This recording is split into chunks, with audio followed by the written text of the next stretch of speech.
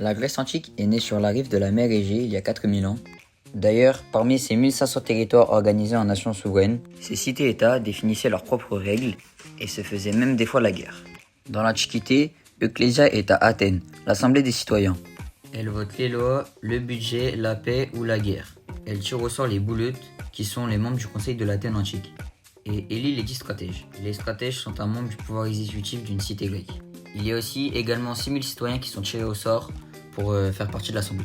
La Grèce a aussi eu un grand impact. Cette civilisation, âgée de 3400 ans, a posé les bases sur de nombreux langages modernes. Les civilisations grecques ont eu des énormes influences sur les civilisations romaines.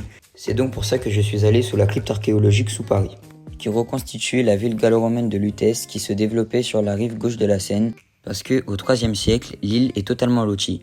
Il y a des vestiges de vastes et luxueuses habitations qui en témoignent, comme une base de colonnes encore en place. À partir du IIIe siècle et jusqu'au 5e siècle après Jésus-Christ, Lutèce est menacée par les premières attaques germaniques. L'île de la Cité est donc fortifiée en 308 et désormais le centre actif de la ville. Et en gros, la Grèce antique est une civilisation dont les contributions continuent à résonner à travers les siècles.